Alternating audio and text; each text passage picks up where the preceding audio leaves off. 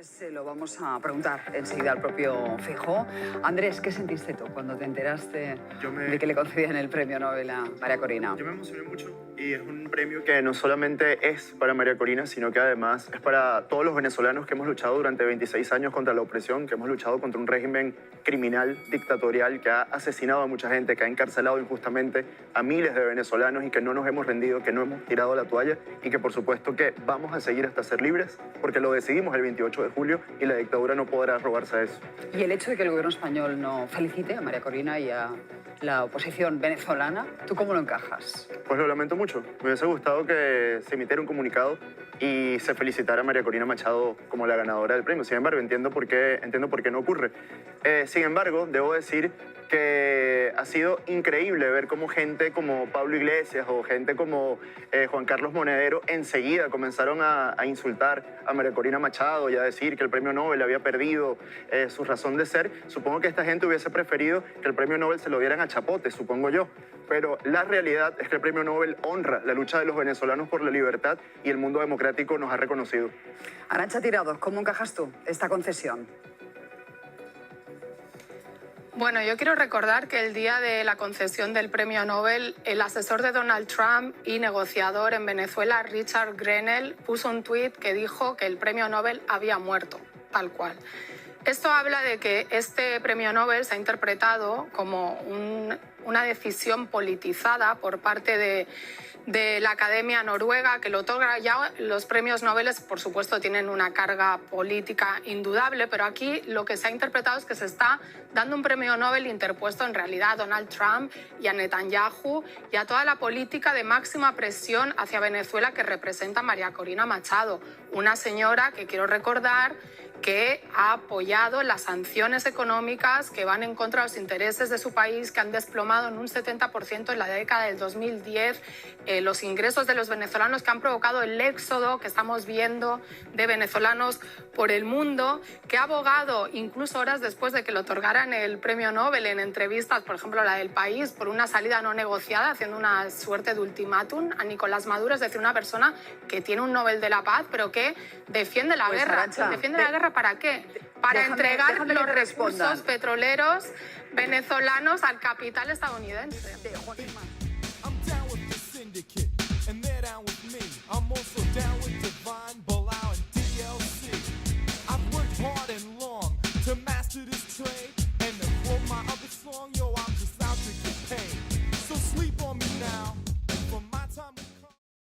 Y como una chica de Barcelona, de barrio obrero, de repente empieza a fascinarse por América Latina y en concreto por Venezuela. Pues no sé, lo de América Latina habría que ver por dónde me viene, porque realmente más allá de que, por ejemplo, mi familia materna gallega emigró a América Latina, una bisabuela que emigró a Argentina y que nunca regresó, mi abuelo prácticamente no conoció a su madre, que murió en Argentina. Una hermana de mi abuela emigró a Venezuela y tuvo sus hijos allí, aunque yo ni siquiera la conozco. No sé si, bueno, había un interés por América Latina que, insisto, no sé de dónde venga, digo esto por buscar algún tipo de vínculo, pero siempre, quizás por el interés político, tuve claro que América Latina era la vanguardia política y que ahí se habían producido movimientos muy interesantes. También recuerdo en mi barrio está la Plaza Salvador Allende, pasar con mi madre por esa plaza y preguntarle quién era Salvador Allende y decirme, pues un presidente que mataron. Entonces todo eso como que va ahí generándote cierta curiosidad. Has escrito un libro que no va a pasar desapercibido, Venezuela más allá de mentiras y mito. ¿Contra quién o a favor de quién es este libro? Pues sobre todo, primero a favor del pueblo venezolano chavista, que es el gran ocultado por los grandes medios de comunicación, el gran ignorado por la academia y el gran despreciado por la izquierda que se cree superior a ese pueblo, que hay una izquierda que es así.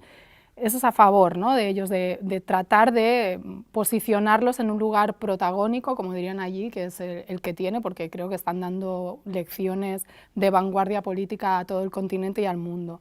Y en contra, pues precisamente de todos esos sectores, opinólogos que hay en nuestros medios, políticos y manipuladores profesionales que pues vienen construyendo una imagen distorsionada de lo que es la revolución bolivariana bajo mi punto de vista.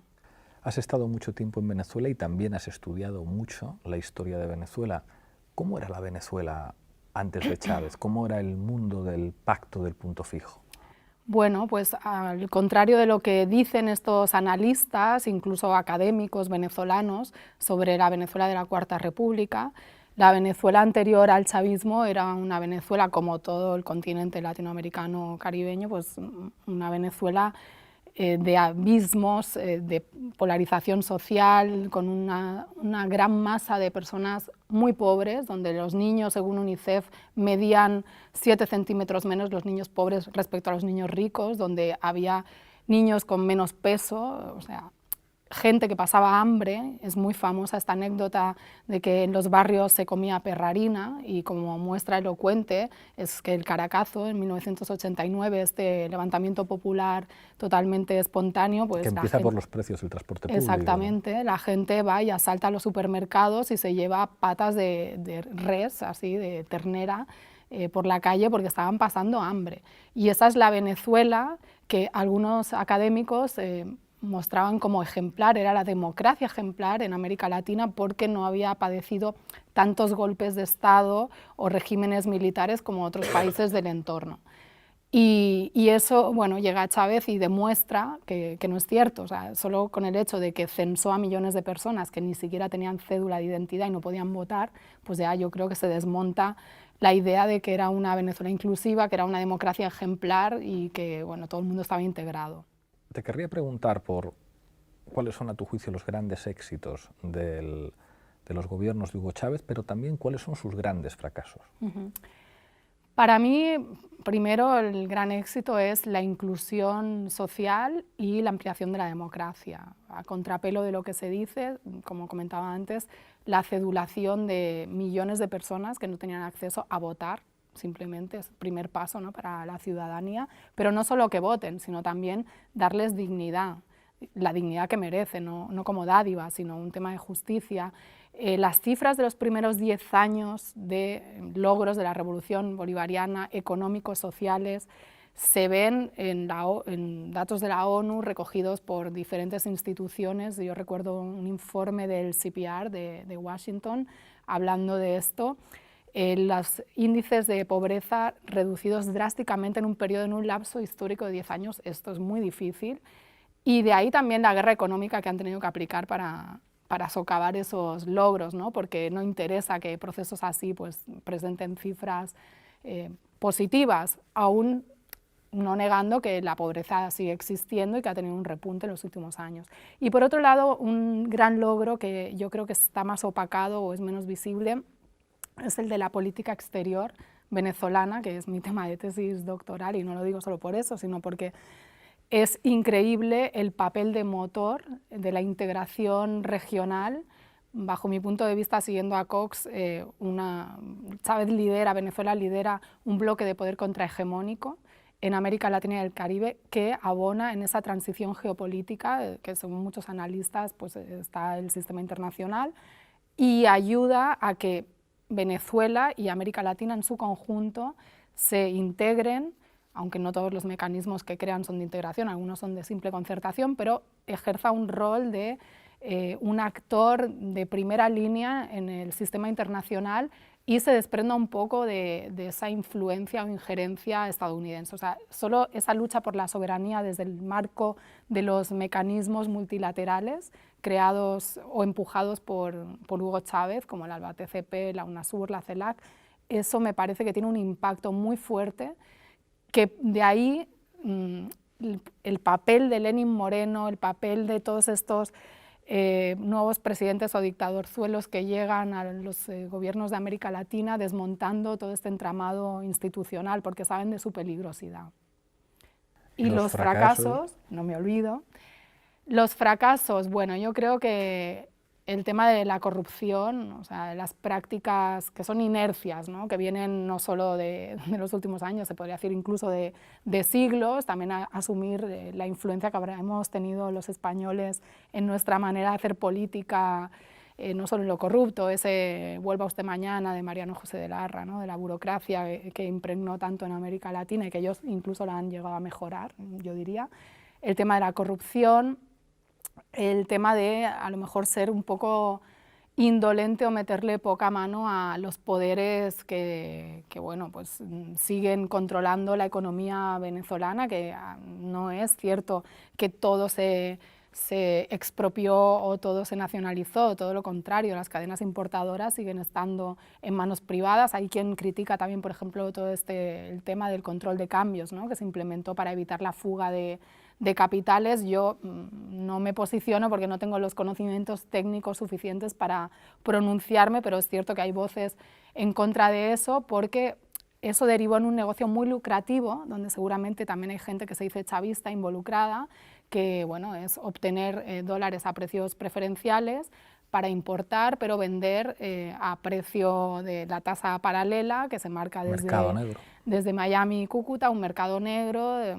Y bueno, es una locura, provoca una serie de distorsiones en la economía que sobre todo afectan al bolsillo de ese pueblo para el cual se supone que se está haciendo la revolución y el cual está haciendo la revolución. Ojo. Dime 2 cosas que a tu juicio haya hecho bien Maduro y 2 cosas que haya hecho mal. Pues por un lado, esto que te digo, ¿no?, de resistir inteligentemente, o sea, burlar a los golpistas. El caso cuando fue el 30 de abril, cuando se presenta Guaidó con Leopoldo López, que lo excarcelan, ¿no?, de su arresto domiciliario, y a través, bueno, logra, junto con sectores del ejército, de la inteligencia venezolana, logran pues burlar a los opositores haciéndoles creer que iban a tener respaldo para rematar el golpe de Estado y no. Bueno, ese tipo de acciones me parecen exitosas. Me parece también exitoso el haberse ganado la confianza del pueblo venezolano y el respeto en un contexto mucho más difícil que el que le tocó a Hugo Chávez, porque si bien es cierto que todas estas prácticas de acaparamiento, guerra económica, hiperinflación, venían del periodo de Chávez, han arreciado, ¿no?, tras la muerte de Chávez y con Maduro. Y luego 2 cosas negativas. Yo no entiendo mucho, por ejemplo, esta política de confraternizar con el empresariado venezolano, que ha demostrado que no es patriota y que cada 2 por 3 lo sientan a negociar y dicen que sí, que se van a comportar, que no van a subir los precios más de lo que deberían, que ahora sí no van a acaparar productos, pero que luego acaban haciendo lo mismo que hacen siempre, ¿no? Esto es como su naturaleza. Y eso me parece, no sé si es un tema táctico o es un error estratégico, pero yo, sinceramente, claro, desde afuera no lo entiendo. También es muy fácil decirlo desde afuera, que uno ni tiene todo ese nivel de conocimiento ni tiene todo ese nivel de presión por solucionar el tema. Y otro es que yo a lo mejor pues no sería tan condescendiente con esos sectores opositores que son golpistas, ¿no? Algo que mucha gente no entiende es por qué el señor Guaidó sigue libre cuando pues, ha dado un golpe de Estado, o sea, y ha llamado al ejército a sublevarse. En este momento hacemos un gran llamado a los empleados públicos y a un componente fundamental, no solamente para la transición, sino para la reconstrucción de Venezuela, recuperar soberanía nacional, nuestras Fuerzas Armadas. Hoy, valientes soldados, valientes patriotas, valientes hombres apegados a la Constitución han acudido a nuestro llamado. Hemos acudido también al llamado. Nos hemos encontrado definitivamente en las calles de Venezuela. La Operación Libertad, los comités de ayuda y libertad, los invito inmediatamente a activarse. Los invito inmediatamente a cubrir las calles de Venezuela.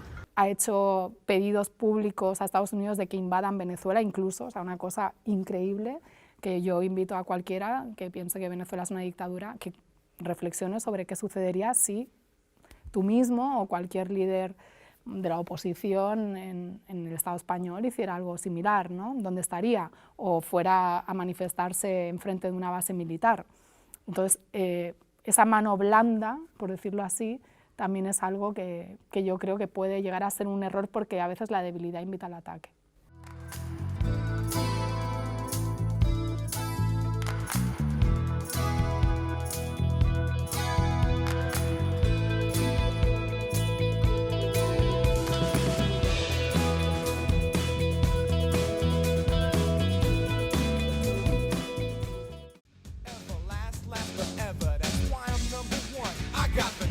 Word up, man, ain't no one getting with this groove. I got the knack.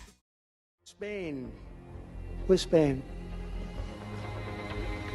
Are you guys working on him with respect to the GDP? We'll get close. We'll get close. But fantastic job. Nos estamos acercando. ¿A qué se refería ese acercamiento? Bueno, yo creo es que nunca hemos estado lejos, Estados Unidos y España, más allá de lo que pueda ser la evidente discrepancia que podemos tener en muchas políticas, el presidente estadounidense y un gobierno de coalición progresista como es el que hay ahora mismo hoy en España. No, yo iba a decir que yo le agradezco realmente a Donald Trump que sea así. O sea, esto suena muy provocador, pero es mejor tener a un presidente imperial que hable sin filtros. I'm telling you, these countries are calling us up, kissing my ass. They are dying to make a deal. Please, sir, make a deal. I'll do anything, sir. Porque así creo que mucha gente se da cuenta de realmente cómo funciona el poder en Estados Unidos.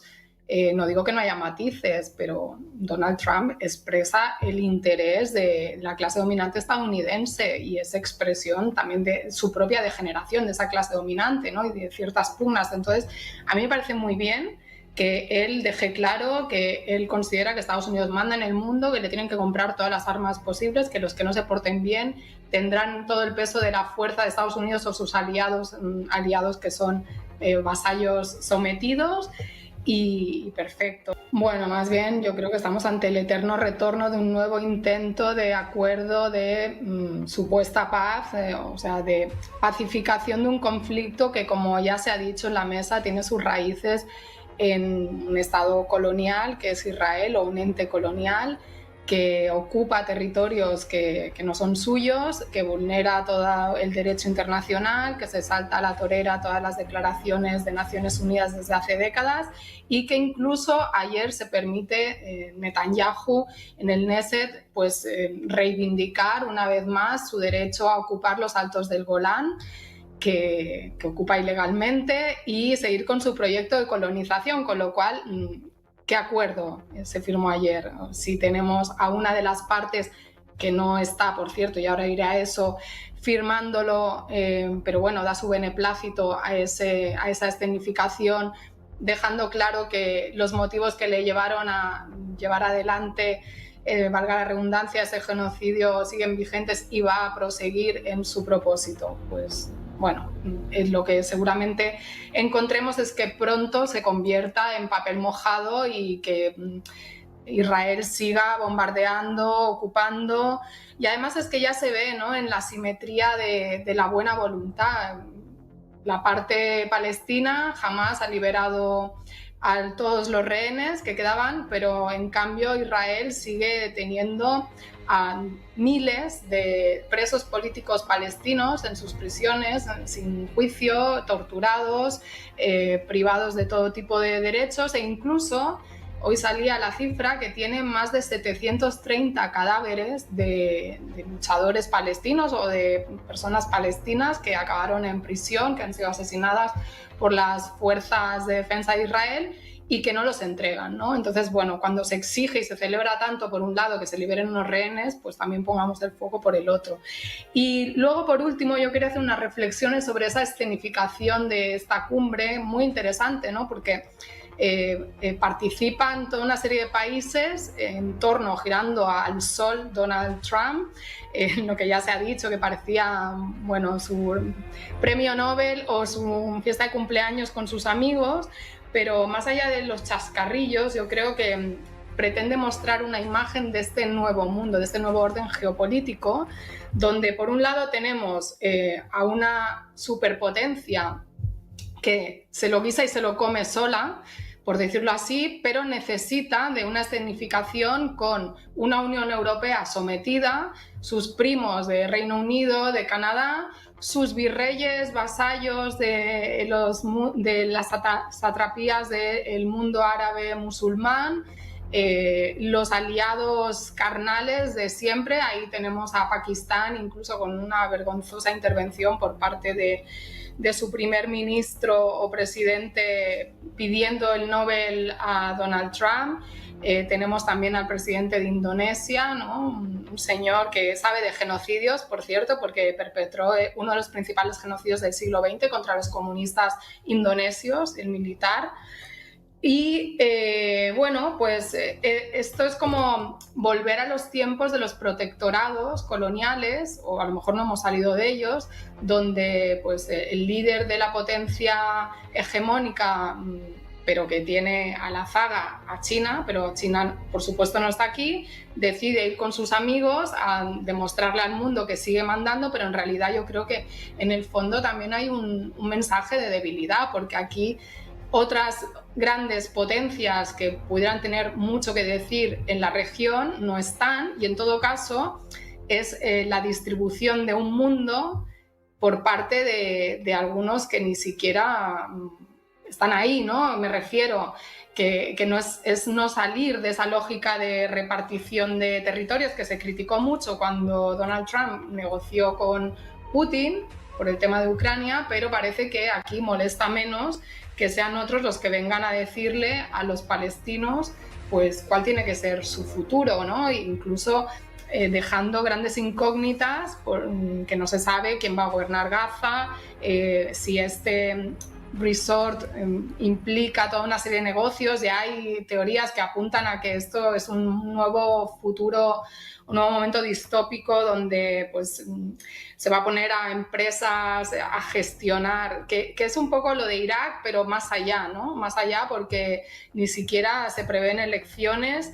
Y bueno, ya estamos saltando, y con esto concluyo, todas las farsas de pseudodemocracia o de formalidades democráticas que se trataban de en algún momento de mantener, ¿no? Y que todavía se tratan de mantener. Ahora, bueno, es como ir dando pasos más allá hacia un mundo donde evidentemente se va a imponer todo a base de fuerza, y conforme la conflictividad, no solo por este tema, sino por otros avances, todavía va a ser más potente eso.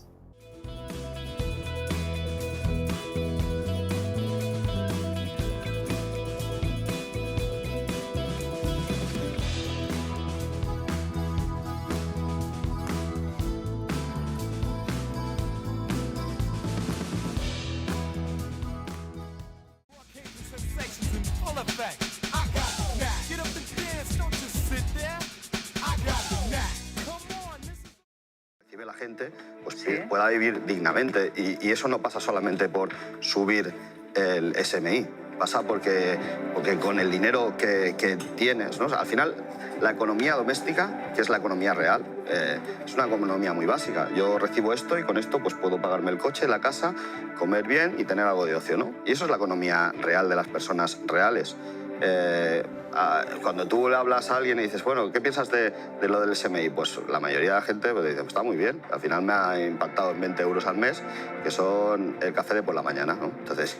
Es que dijo la ministra de Trabajo que no se puede vivir dignamente con 1.500 euros al mes en este país. Seguro que Arantxa lo suscribe, ¿no? Sí, yo de hecho quería hacer unos comentarios a ver, la intervención de... Venga, ya te estaba esperando. Sí, digo, claro, ya está tardando. Ya sé que me habéis tenido aquí de barrio a barrio, te lo digo. Yo soy del Carmelo de Barcelona, que te sonará porque también es un barrio parecido al tuyo de Badalona, por lo que veo.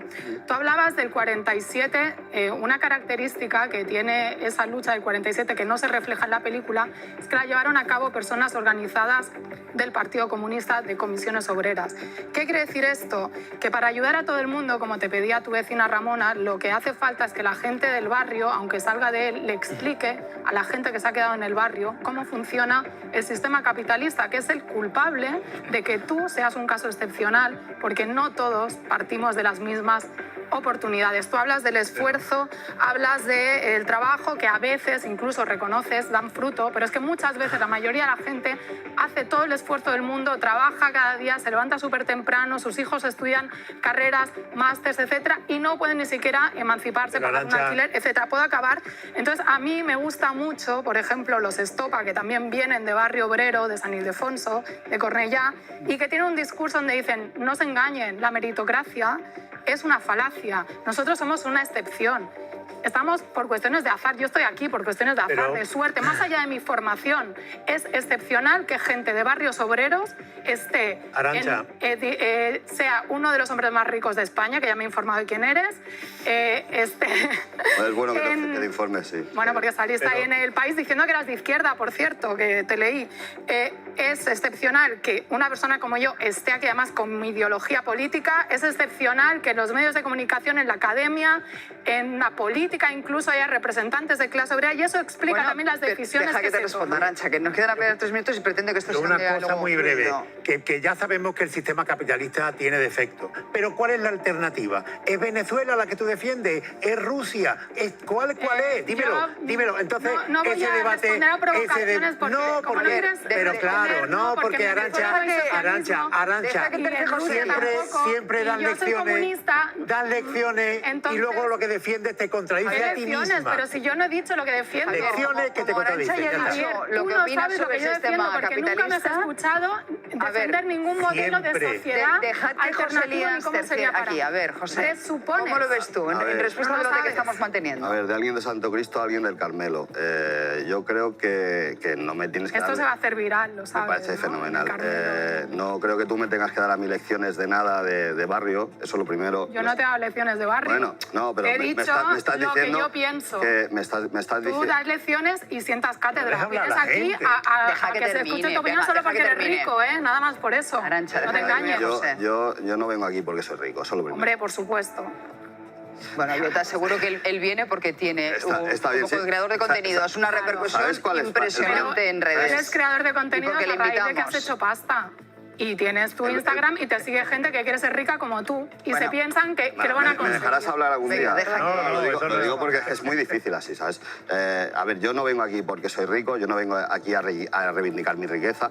Yo vengo aquí, si vengo a algo, a reivindicar que con esfuerzo se pueden conseguir cosas. Y yo tengo mucha gente... Es todavía más grave eso, que engañes a la gente haciéndole creer ¿me dejas que van a acabar, ser por como tú. favor? Deja que termine, por favor. A ver, es que, tío, no acabo de entender tu... O sea, al final te basas todo en acusar y en poner cosas en mi boca que yo no he dicho. Entonces, yo lo que te digo es que yo tengo mucha...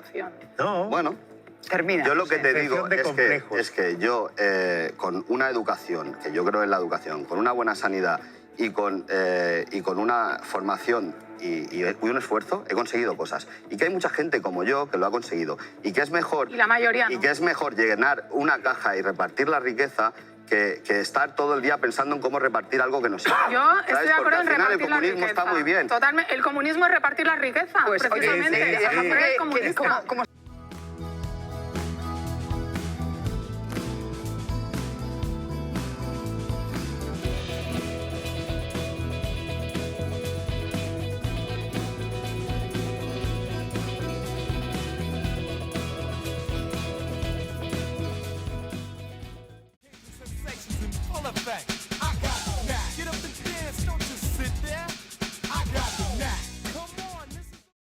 Bueno, a tu hola, decisión. a la señora Muñoz. Le quería hacer un ejercicio de reflexión enlazando con las palabras del señor Tellado.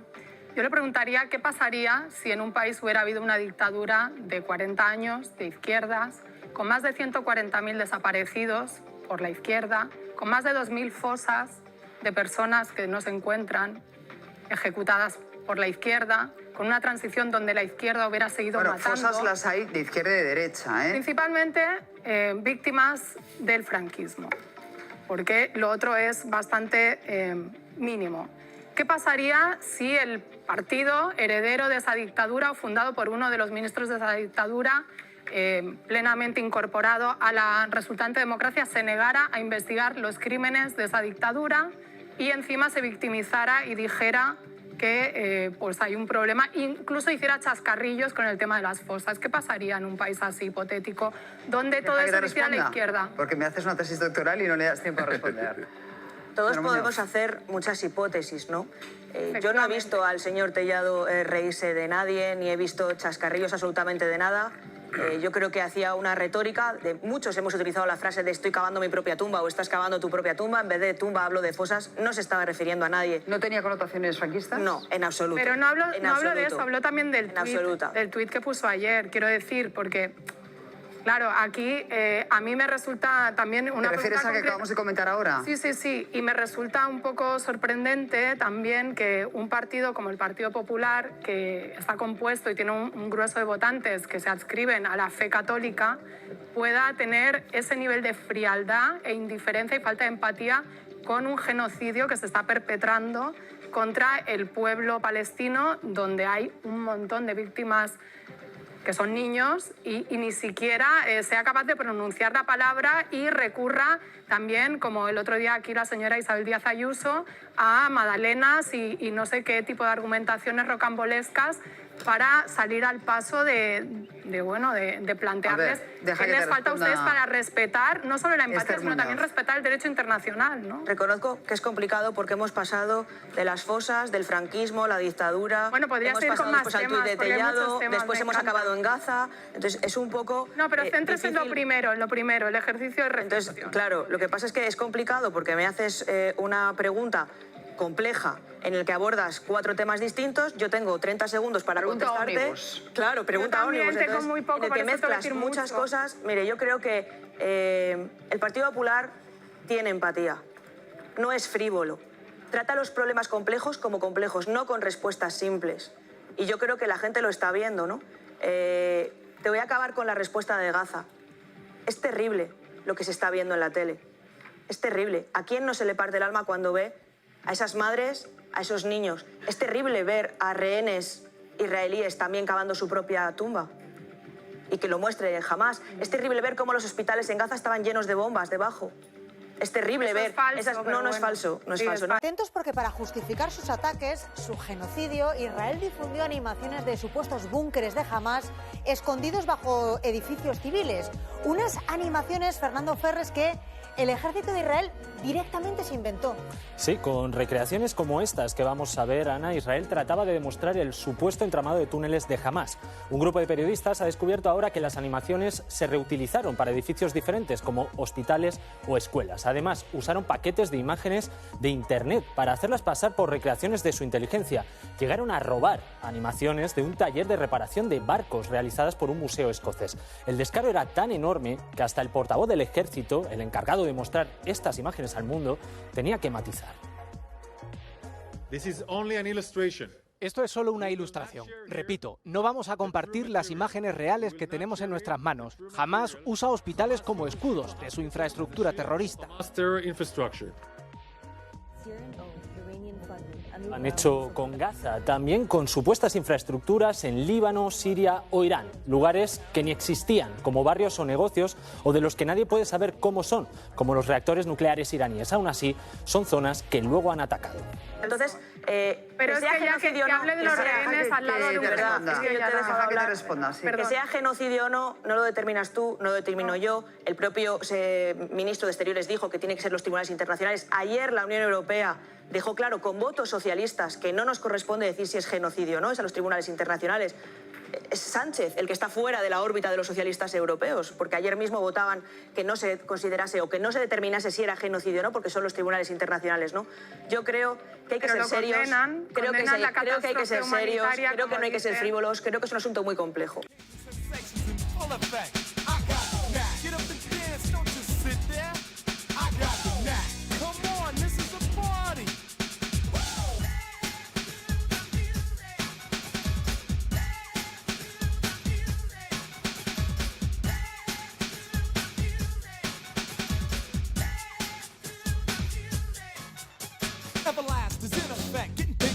Then I collect big checks. 1s, 5s, 10s, and 20s. 100 G's and I'm pulling honeys.